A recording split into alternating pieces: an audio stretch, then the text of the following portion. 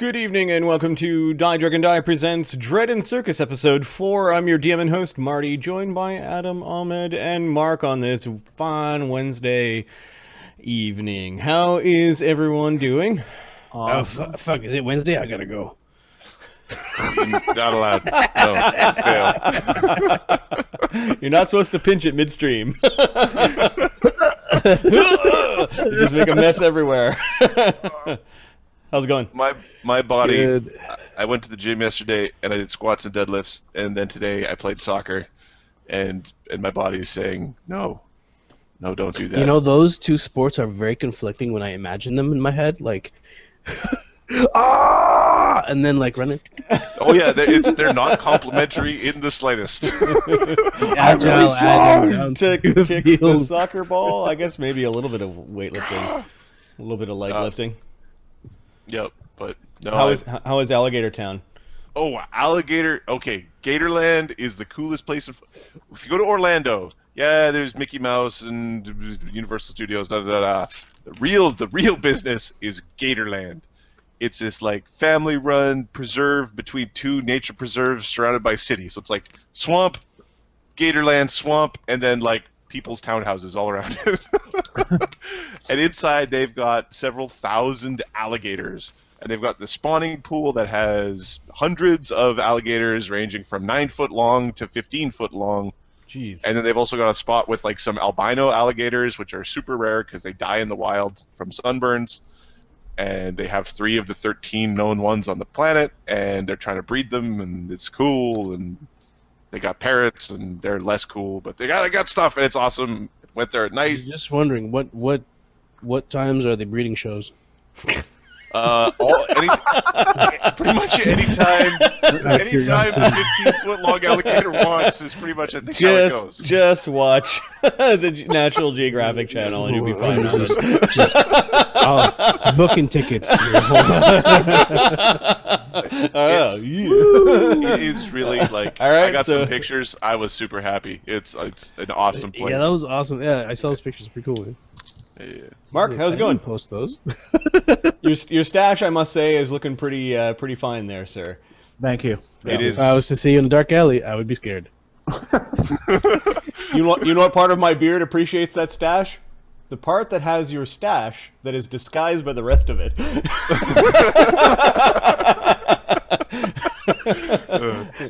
Well done, sir. Well done. So imagery just popped in my head. Yeah, I know, I'm screwed. I like it. Calm down, guys. Give them a start. Shut up, you. I got up today, went grocery shopping, got home, went, oh, I'm tired, had a nap. And got up and dinner was made, so... Foxfire, Drixter, how's it going? Drixter says there are some serious handlebars, bro. Jay, and Foxfire says hello. Hello, Foxfire. Yeah. Good to see you. Foxfire, what's up? All right. Hey, folks. I've got, I think, you know how I did like a little saying, a little kind of like paragraph before each, for the Legends campaign? I've prepared the paragraph. This is much prep I've done for game today. I've prepared the paragraph for this campaign. So, this is for the Dread and Circus campaign. I will try to be theatrical while I say this, although I just wrote it, so it's not going to come off the tongue easily. All right. Betwixt the raising of the undying emperor and the great planar war that shook the heavens, there was an age of contradiction, where cannons won kingdoms and muskets kept the peace.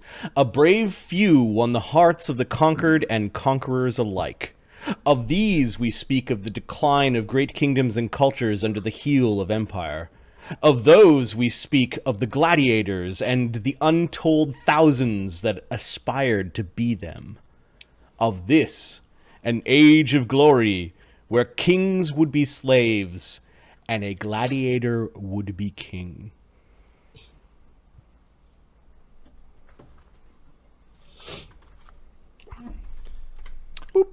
Is Is this where we go dun dun dun? Yeah, dun, dun. We play the music. And This is where the music goes. Oh, sorry. Exactly. Yeah, there's some I'll be epic the drum guy. gladiatorial battle, and yeah. So in the same way that I hinted at things in the Mythic Legends game with the preamble, I am hinting at things here. Are they metaphor? Is Marty being literal? You don't know. You can guess. Marty doesn't have any plans yet. He's keeping it wide open. That's all. I do have a book that is entitled Dread and Circus that I scribble in while watching movies. My favorite character's about to die. Just guessing. I believe the warning that we were given was to really try to not have favorites. Yeah. At the beginning of this campaign, Marty's like, "Do not get attached to any of your characters." Which I think is going to translate into the guys are going to try really hard for their favorites.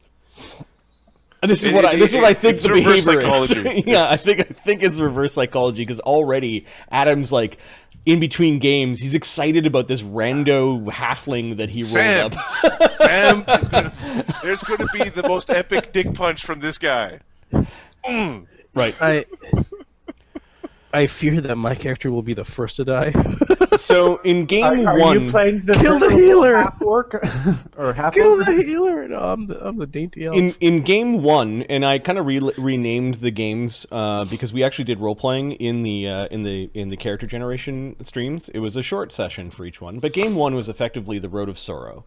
5 refugees from Stygia are taken from their homes and find themselves slaves traveling the Road of Sorrow.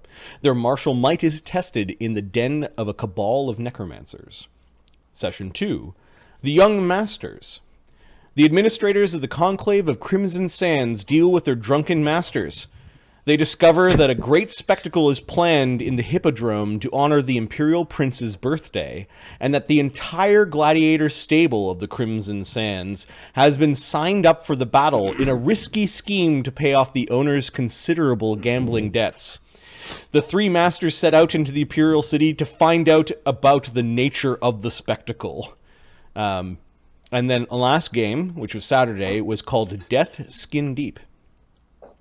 In the imperial city of Vatapol, separate from the imperial capital, the monk of death, Nitzer Cray, agrees to take on an experimental necromantic tattoo and to continue his career as a mercenary gladiator.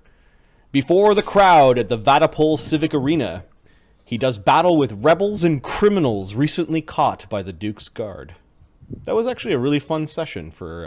I'm really enjoying these characters and how they evolve. I had no idea. Like, sometimes when you start campaigns, your players give you, that paragraph or two about, here's my character backstory, and they've got their build pre-made. Before all of this random stuff, I had very little clue about what these guys would have come up with. So it's kind of keeping me on my toes, and it's really interesting how things can develop even from random. I have to say, the highlight from the last game was Mark summoning that skeleton, and the skeleton just turns around. That skeleton did more damage to me than I think just about anybody And else. everybody else. It was hilarious. Good to be on the stream. I don't know. Adam, you can just go back and watch it, dude. I gotta go watch it. It wasn't a terribly long session for us. So fun. The Drakesters, so Ugg will become king. That's the spirit. Ugg will That's become- the spirit. We will be the 5th Street Kings, and he'll be Okay. our mascot. Yeah. So what I'm doing, kind of like the beginning of a TV show, is like you're narrowing in on all the bit parts and pieces and movers and possible movers and shakers of the story. At least those that we're going to concentrate on.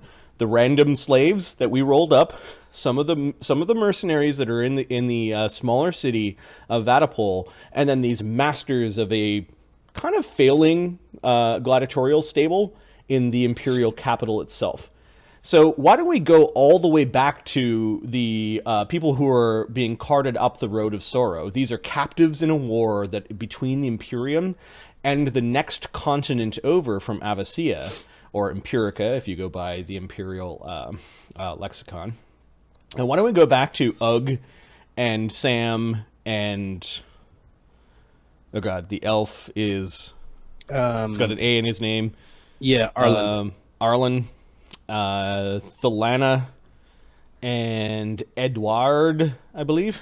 Yeah, Marty, you could also just go by number 1, number 2, number 3, Right, number 4, number 1, 2, 5. 3, 4, and 5 of the randomly generated characters in this campaign. Because those are the serial numbers of So the... why don't we go back to them? So where we left off with them is that they just visited a necromancer's den that was a way stop along the road of sorrow. I hate the Imperium. The necromancers, even though this slave owner, I'm forgetting his name too long ago. Zamicles Branderson, with the lips. Even though Zamicles had basically 11 slaves, he did let 6 of them die in this competition to see who amongst this group would actually make good gladiators. This suggests several things. Life is cheap. This also suggests that he has a good eye, or maybe is looking for potential. There is this vitae, if you will, that goes along with the assessment of a slave and how well that they would, what their strengths are, and can they come to shove in a death match, band together and show their hidden strengths. So Zamicles proved probably to himself that this ragtag group, including Thelana, Samuel, Ugg, Edward, and Arlen, he might be onto something here. This might be his meal ticket. That, and he was at the cabal. He was at a gladiatorial pit near a cabal of necromancers that were all of that had some. I remember some speech about the undying emperor and how he may come and visit one day, and this is something that the necromancers want. But in the meantime, necromancers do what necromancers do and play with dead things. So Zamicles It's also a good opportunity for him to sell even the losers. Yes, that's what I mean. So those that lost, and even the corpses, were able to. He was able to make a profit off of them by selling the corpses to the necromancers. So Zamicles has shown his a bit of his scheming for wealth, and he hasn't. At least for at least a day after that fight, after you were forced back onto your cart, Zamicles didn't quite treat you as badly. Although it only took about a day.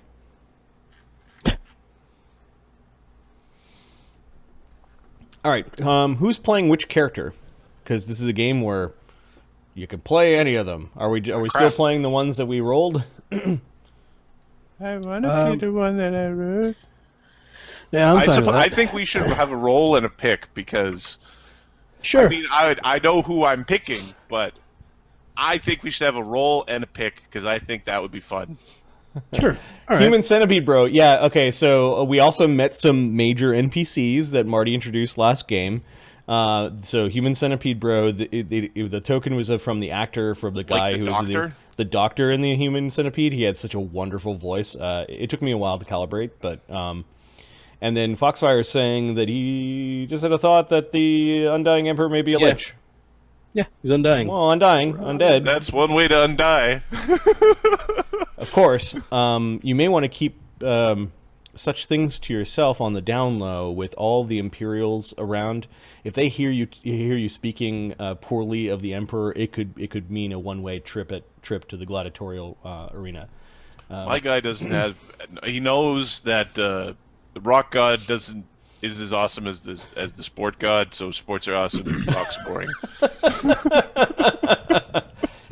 Got it. He's got a hierarchy. Great. Okay, so they are being carted down. This group is being carted down the road of sorrow. You guys are in a kind of a slave wagon. It is a wagon with bars all around it, and with a roof, thankfully. You are chained to we have manacles around each of your hands, fit for the size of your creature, and are chained to a central post. The configuration that I have here is the current configuration of how you're chained together. Ugg has a third arm that he typically tucks away quietly when no one's watching, but when he has an itch or needs to point at something, the little T-Rex arm comes out from underneath his massive cords of his other arms.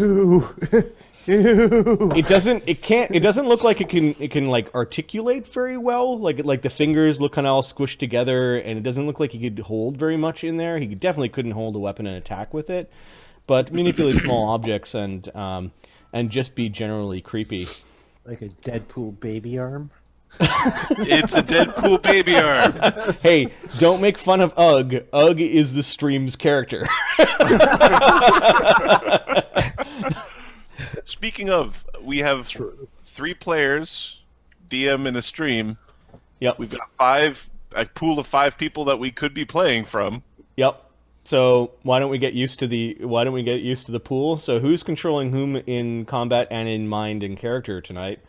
Do you guys want to roll initiative? Just roll the 3 of you initiative? I think we should roll initiative. Okay. I'm adding my 5. dex. Yes, I believe I have a 16. dex of 18. That's what I believe. All right. Don't ask my wife. I will shoot paintball guns at your nards, and if you can deflect the All right. paintballs...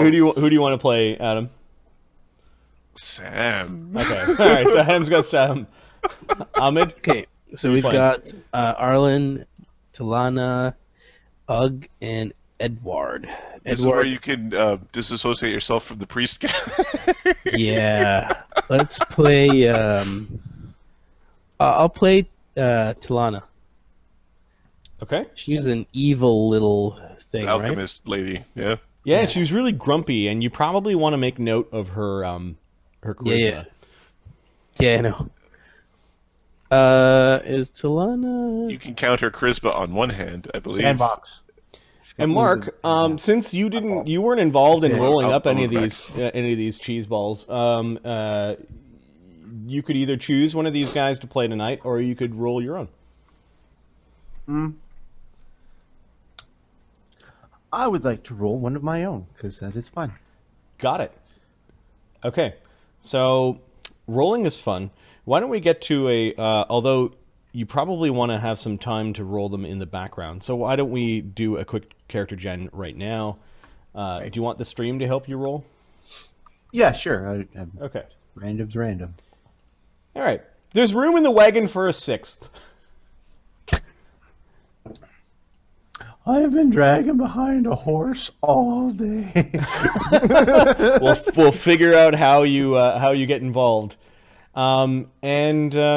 It does mean that Arlen, Edward, and Ugg don't have controllers right now. So, okay. Let's have a percentile from the crowd for Mark's Road of Sorrow character, basically. Mark did roll up some the other night, but unfortunately I introduced them at Vatapol, and this Caravan of Sorrow isn't at Vatapol yet. I want to explore a little bit more of the Empire, kind of like along this road, to give these characters some context before they... All right, so we've got a 43, which is a core race. All right. D8. 8. Which is a variant core race. Give me a D8. 4. We'll pick some alternate racial traits, okay? All right, so give me one more D8, and we'll ignore... Well, actually, we could roll D8 again, I guess, or an 8 again. So this is to figure out which core race. 8. Oh, okay, so... Not only does it have alternate racial traits, it's also D8. Oh.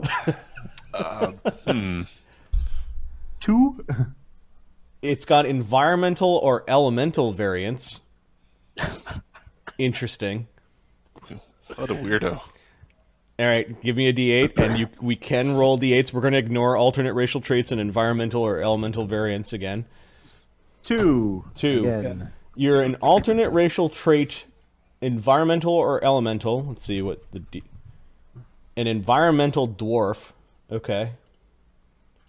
I see. So this is kind of like you could play an Arctic dwarf that has a bunch of different racial traits, or a You can desert have an Arctic dwarf that has snow blindness or immunity to snow blindness instead something of like dark that. vision. Yeah. It's so hot in the sands. Oh my god. Why would you do this? In third ed, we're cool. All right. Well, I think Arctic dwarf. Given that we sure. So, where are we keeping track of this? I was just trying to the voice out, so I was muted, making lip noises. So She's good. I don't know this Chanticleer guy. I'm gonna have to catch myself up on, but he looks like a Super Saiyan. I'm just gonna say Chanticleer has gone Super Saiyan. All right. So, we've got an Arctic dwarf, Mark. What? Why is it here? I don't know. Random character power. D100. 21. First level. Ooh. Random ability score method, Mark. Which one? T8. D8. All right, there you go. Oh, 3d6 static. Replace one roll with 14. Oh, God.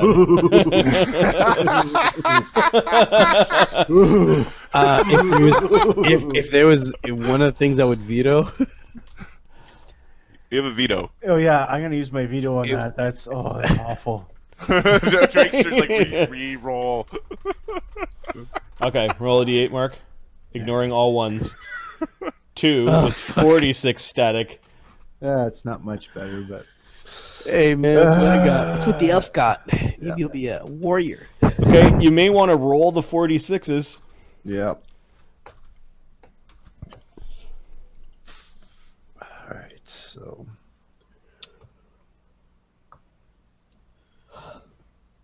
oops, there we go.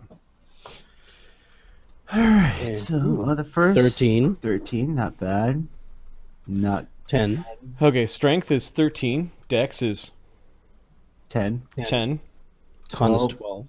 Yeah. Okay, int 10. Yeah. 10. Wisdom 14. and charisma. And 7. He probably takes a negative to his charisma too. Oh, God. It'll be another 5 charisma character. Oh, Don't random. do anything in combat. Just be invisible. All right. How old is he? Percentile? Is it a he? He's an adult. 20. All right. I think gender was something that we were just like picking, Yeah. Yeah. not the role. Okay. You should have took the champ, bro. He's going to the top. If we're going to use past as precedent, then Ugg might live longer, and no, Mark might Percentile. make Are you saying flamboyant Mark's decisions. characters? I'm trying to very politely say Mark's characters sometimes end up in situations where 13. you wouldn't think This they guy's should. a martial class. Okay. All right. 1d12. 9. He's a generic warrior class. Okay. Were you guys filling this out, by the way? I'm under random slave pool at this point. Oh, okay. I moved the sheet, Mark, so Tilana is actually Tilana again. Yeah. Okay, he's first level warrior generic. And then, which isn't too bad. It's like fighter with all the feats except all the class powers. Like you could have rolled worse. There is no archetype for that thing. Alignment. Another chaotic good guy or something. D6. Punch 5. him. Any evil. What a ugly jerk. All right. So you can pick any evil, and then random background. Why is this Arctic dwarf out of his homeland? D100 or No, this is a D8. D8? Ah, 3 would make lots of sense. 2 might make some sense. 3. Wandering. Some occupations require a lot of movement. Give me a D20. 2. Another bandit. They'd end up in the... Lucas, how many characters have we made already? There's not a lot of people who take that highway. Here's one salty motherfucker. All right. Where is the page that I was... Gladiator generation. All right. So he's any evil.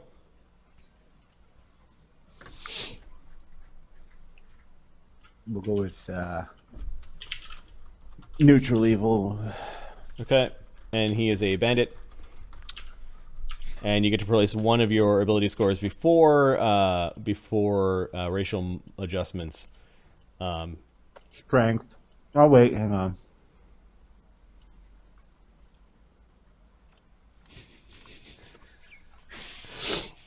Remember, you can train stats higher if for some reason this Arctic dwarf proves his mettle. No, we're going with strength. This would be quite literally lipstick on a pig.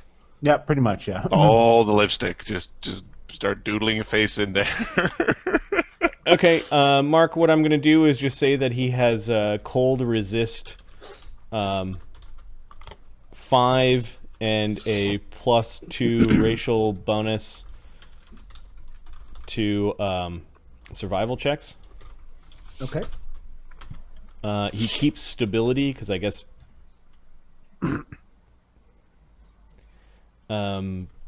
change everything else and let me know what you come up with. All right, so while you're dealing with that mess, Okay. Yes. the caravan of sorrow continues down the road. Many of the soldiers that Zamicles has around him, you realize you're just outnumbered way too heavily to try to make an escape. I don't know if escape is on your minds at all.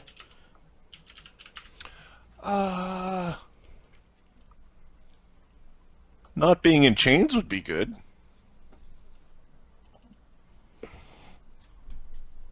Escape is one way to not be in chains. So it's not on the mind.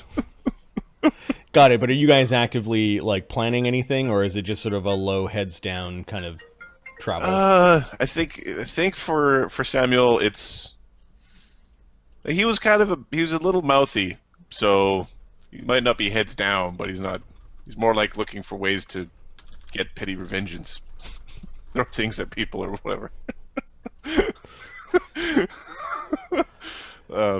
More looking to cause trouble than anything else. Okay. So some of the soldiers do come over and rattle the cages. The ones with guns don't bother you as much as the others. It's almost like the ones that don't have muskets are kind of out to prove themselves. You recognize their accents as Stygian, as like native speakers of Stygian Common, which is what the common language of your continent is called. Keep in mind it is different than Imperial Common. So you may want to adjust your skill ranks if you want to speak both. Some of the soldiers do rattle your cages. They don't seem to like the lot of you. You've got a mutant, a noble from a nearby kingdom, an elf, this ugly little thing, Piss fuck off! And some guy who's looking to cause trouble. So yeah, they wrap your fingers with the ends of their spears when they see you clutching onto cages. They spill your fish into the wagon as opposed to give it to you in a bucket when they do feed you. Your water, they play games with like, oh, you want some water, and then they'll sit there and they'll drink out of the big canteen. Little do they know I'm producing water. Yeah, they don't. Or Arlen or whatever. Yeah, Arlen is producing water. Yeah, Arlen's producing water. So next time we're fighting, keep your head down. Like it went well last time, but stay in the back. Like, talking to Arlen. What do you mean next time? Says Ugg. His teeth horrible. His grimace. We're gonna be. Oh wait, I'm not Arlen. Sorry, Marty. Do you want me to play Arlen and what's her name? Sure. Go ahead. Get confused. Yeah. Okay. I'm gonna make sure I do stay behind you guys. I fucking hate these people. Obviously, I mean, we're gladiators now, aren't we? Yeah, I think so. I'm gonna have to learn how to fight. I'll stay behind you and keep you all up. And just stay the fuck away from me. Does that mean we have to kill? if we want to live, I think so. I mean, look at them; they're bloodthirsty. That is a good question, actually. I don't think we have to do anything. It's best to just put them away. Kill them or not, I don't care as long as I'm alive. I do say myself that the Empire is a very bloodthirsty thing, and it requires a lot to drink. As long as they're not drinking from our blood. I'll do my best to keep you all patched up in the fight and outside of it. And, I won't be killing anyone. Unless they're jerks. Or they really deserve it. sometimes you don't have a choice, my old friend. Puts a hand on your shoulder. Sometimes we just don't have a choice. You Swing notice, too hard one way. you notice like, considering your words, as fearsome and as ugly and terrifying as he is, he's actually, like, thinking about what you said. Talana's got her back to you guys.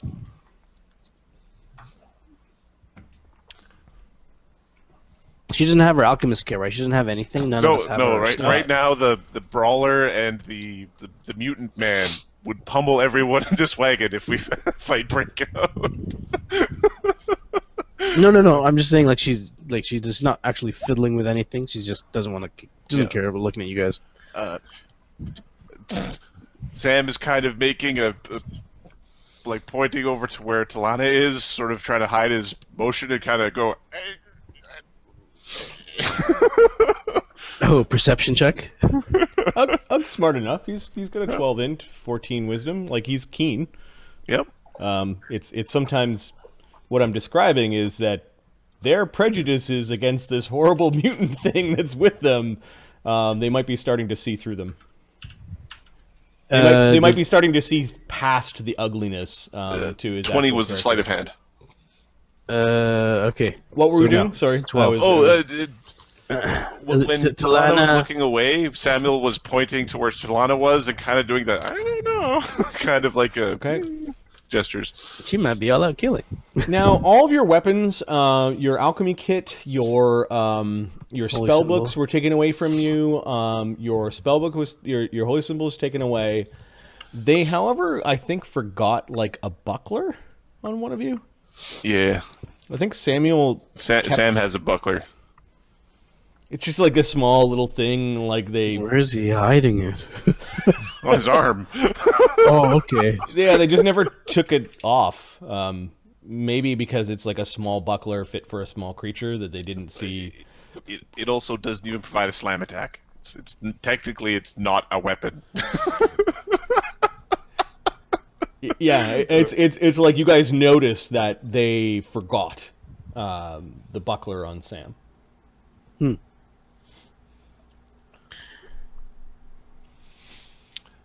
Arlen is thinking, if they're too silly to forget things like that, they might be too silly to notice that we're giving them a fake holy symbol, maybe. What does this holy symbol look like? The holy symbol of Freya. You tell me. It's a piece of stone. I think it's. I think the holy symbol of Freya is like a 3-leaf kind of design. Oh, of With course, it- with a it's circle around complicated thing. Yeah. Have to craft. Bing is telling me that the holy symbol of Freya looks like this. I'll put it on the. I can look for it. It's fine. So he's starting thinking of maybe we can fool these guys and actually keep some of our abilities for. It's a Celtic knot thing. Yep. Well, Freya's a Norse god, so That would make sense. a then. blending of culture there. I will paste this picture into your character sheet so you do not forget. Thanks. The more you know. So, Mr. Fancy Hair, Ed, what's your story? You don't seem to. It's kind of clear why we're here. What is there to tell? I was unfortunate enough to back the wrong family in the war. The soldiers from the next fiefdom over were never that strong until they got imperial help.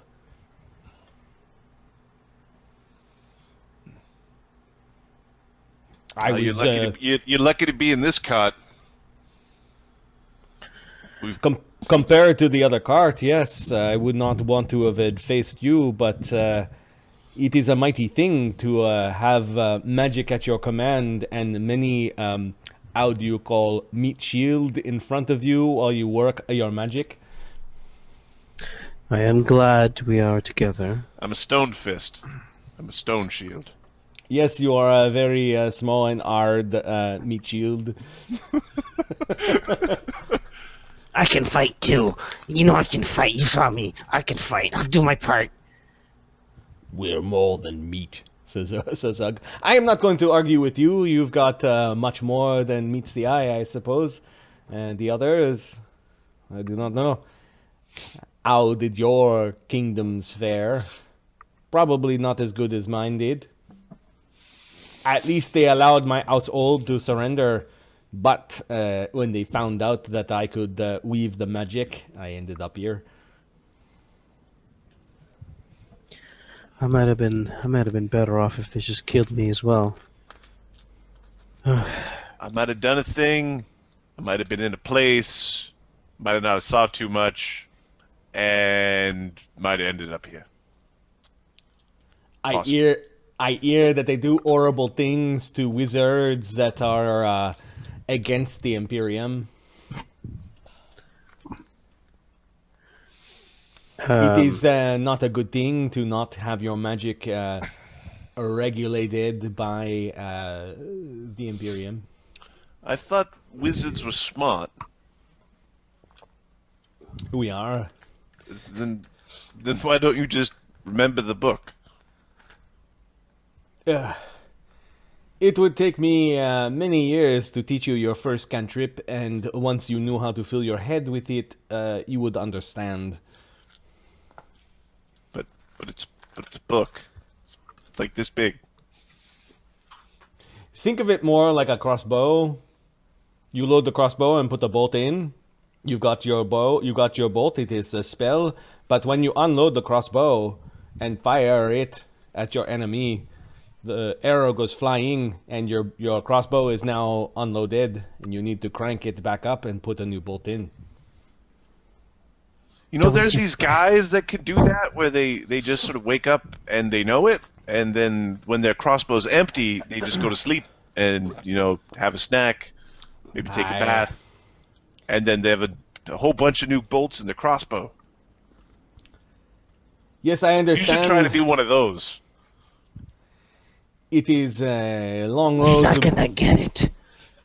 No, You know he they gets got it. me. He is just being a bit aggravating.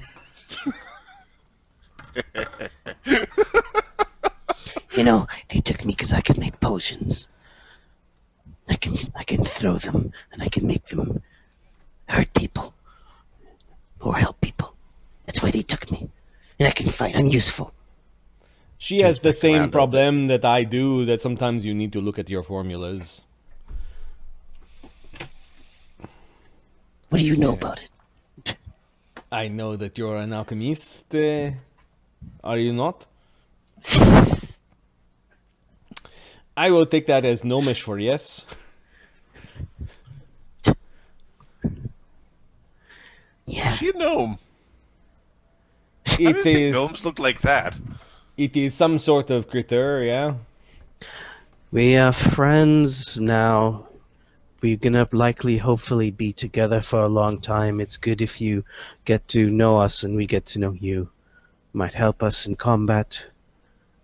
To whoever we're gonna fight next. Ugg kind of I'm not grimaced. talking to you, weirdo. Ugg grimaced when you mentioned we're friends. You don't know if he's smiling or sneering. It's like, I mean, we could be. Let's twist his head off. Okay. You notice that some soldiers are laughing as your wagon is creaking forward. And you can see that there are two people hanging from a big tree. The limb of the tree is kind of overhanging the road of sorrow.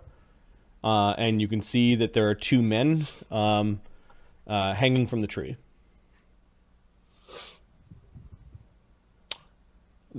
The caravan decides to stop for lunch or for a break.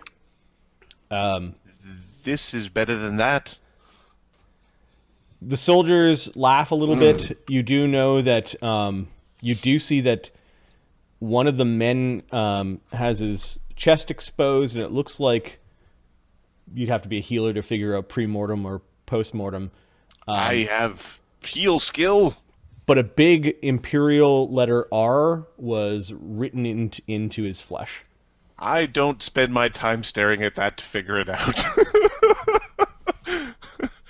Ugh. There's a third rope that looks like it broke. Like it's frayed and there's no body or no trailing rope to it. The guards don't seem to notice that, but I guess Sam did because he was looking.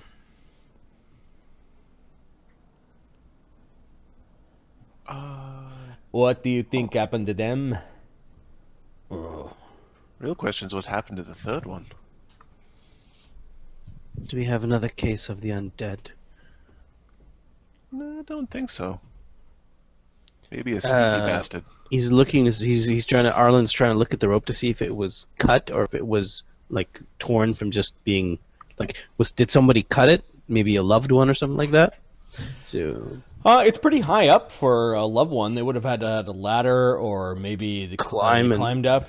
Give me a perception check or an appraise or some sort of roll. Arrow Yeah, Flynn yeah. did it. with the candlestick. Hold on. It was a heal. Nope. Perception. We'll just go with that. All right. She appraise. Sam gets his 23 on his perception. Not 20. I get 23, bitch. Okay. Was perception? Yeah, the rope looked really frayed. In fact, all three of the ropes look really frayed. 23. You tend not to use brand new, spanking, important ropes to hang people with. Yeah. Or at least they may have grabbed whatever rope was available. Like these are some old barnyard ropes. It looked like it snapped. Like it just like there's signs of it like uncoiling and fraying. Like somebody got lucky. The gods were on their side. Lucky. The soldiers don't seem to notice. In fact, they still don't notice when they're playing. There's an archer amongst the soldiers. This is the group of soldiers from Stygia, not the Imperials. They don't even like camp together. The Stygian soldiers are playing target practice with the bodies of the two men slightly swaying in the breeze. One man's in his 50s, and the other one is probably 16. And the guy in his 50s has an R carved in his chest. Knowledge, religion, or history, or nobility. They do not look like, by their dress, they do not look like nobles. They look like peasants. So history, maybe, or religion. Is there a religion that has a, or what is R, like a rebellion or a rebel, or You can give me a knowledge what could that history. be? Okay. This is Arlen. Yeah. Ooh, 18.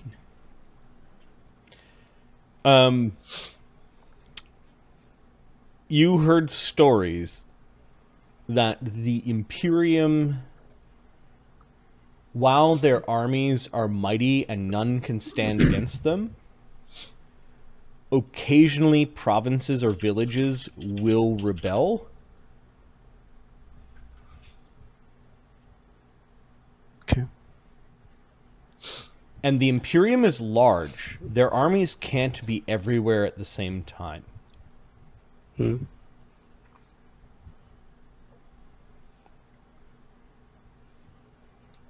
Hey, That bet you a one's- cup of wine you can't hit me with an arrow.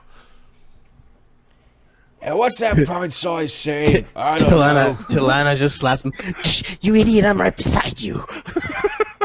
They won one fight and they think they're gladiators already. They kind of laugh.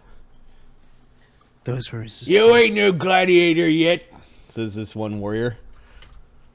Let's see if I Still can can't find hit me with an arrow.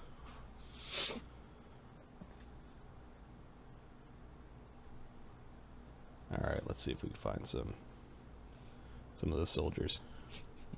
I've got the What are you Imperial doing? ones. What are you doing? I want a drink. An arrow is not water. You could just ask. The back of the head, just like a little bit. So those are the Imperial soldiers. Let me see if I can find a guard. There we go. Guard. All right. I am readying for them to be offended enough to to fire an arrow at me. Yeah, Arlen. And I will. Okay. The Til- guy gives you a Tilana's point full like defensive. I got my eye on you, and they seem to go away when you notice that some of the Imperial soldiers are watching. They get back on the road, like they're not making camp here. They did fire a couple of arrows. Like the archer you saw, he was striking the thing's torso. He wasn't like Robin Hood or anything like that. It's fine. But they ended up moving on. You do cross underneath the two hanging corpses. It's a little bit unnerving because their feet are long enough to hit the side of your wagon and are kind of like trailing along the top of your wagon, making a grating noise, and then they're kind of all jumping at the end of the ropes as you pass underneath them. I'm pretty certain this is a good sign. Hear me out. Those Hear me out. those are resistance. We have been blessed by Rebellions. Cord to be given a fighting chance. All right. Eh? Eh? Somebody Those- decides to join your conversation. While you can't see him because there are no bars facing the front of the wagon, like it is a plank of wood, heavy slats of wood. There is a dude driving the wagon who can hear your entire conversation the entire way and has decided that has decided that he would join your conversation at this point. Since we have random tables, this guy may not be human. So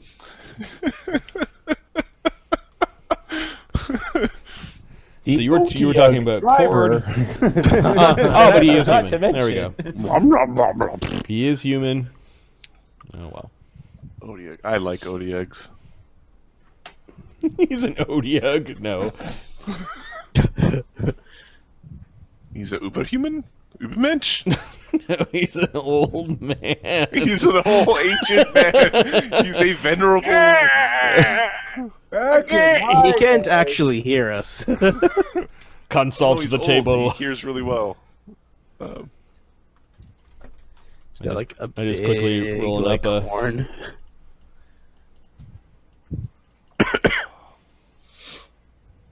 Interesting.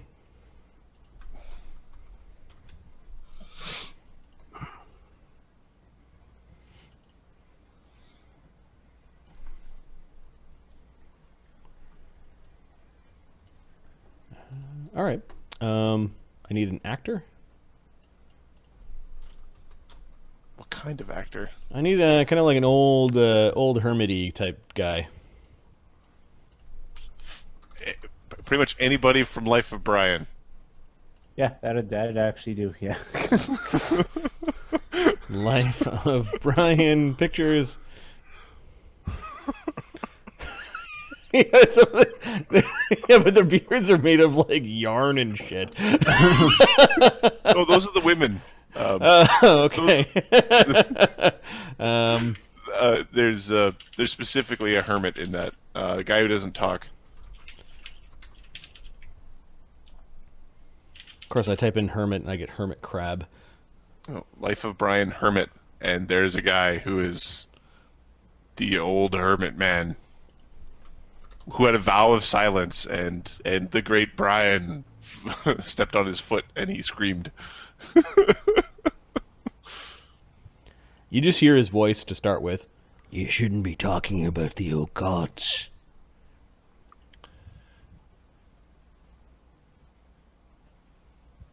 Does any of you ventriloquists?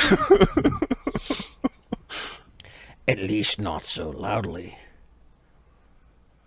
Imperials, they might hear you. They don't take too kindly to that sort of talk.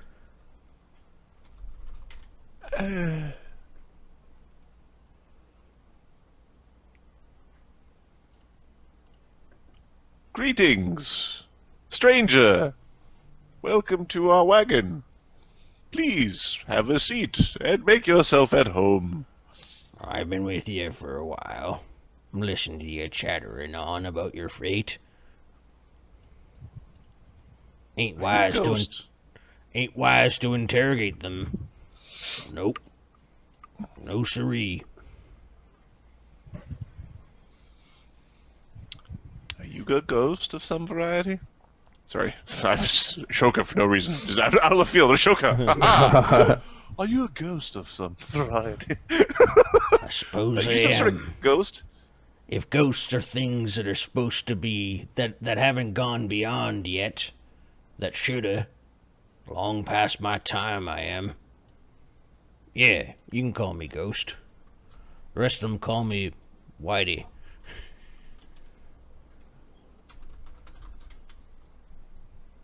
Call him Old Whitey. You've seen him. It's just you keep on forgetting he's there. He's a spy. No, he's the guy that drives the two oxen that pull your damn cart. That's what you want us to think.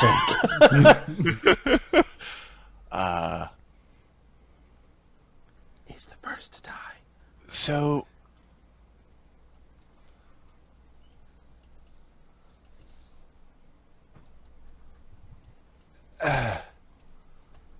any idea what's happening?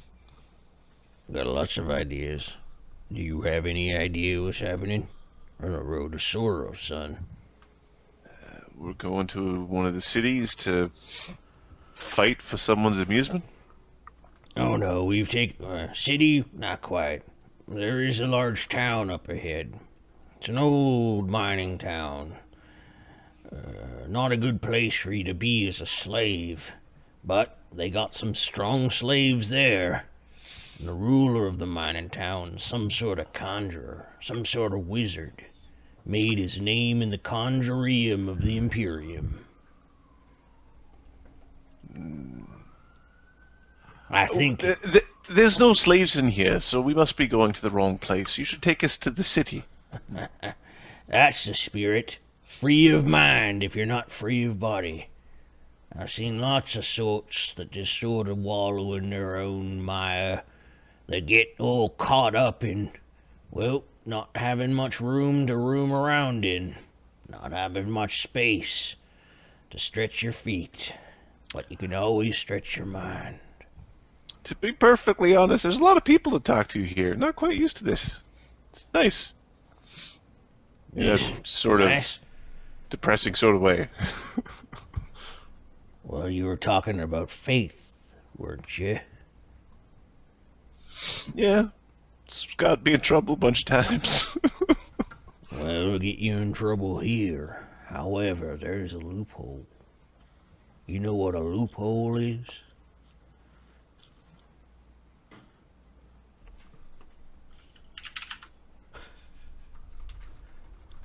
A trick to get out of something?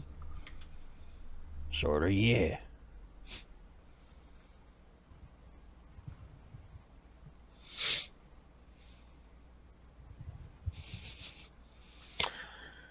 It's like They're an not very tolerant here, are they, though?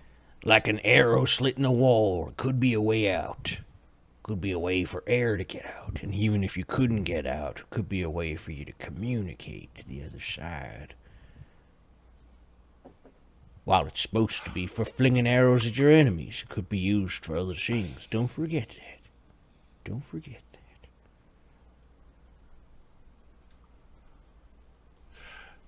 I would like to roll a sense motive, please. Sure.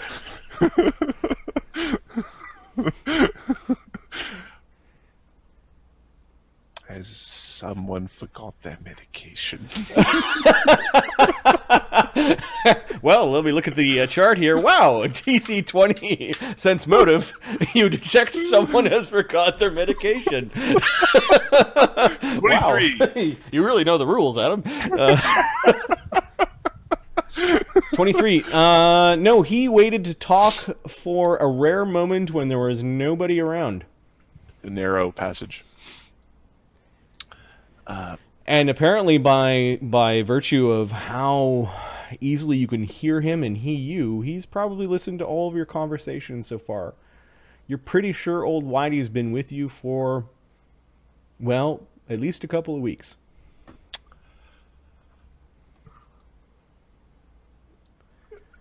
So when you say arrow slit, is it like a real arrow slit, or is it like a mind arrow slit? Like a story slit? For someone speaking of the gods, you ain't so learned about metaphors, are you? Metaphors are good for punching. I'd expect a Quatra to say that. About as smart as a cord of wood. Hard as one, too. Dumb enough to take pride in what I just said. Part of that free mind thing, right? Yes. Yes, free mind.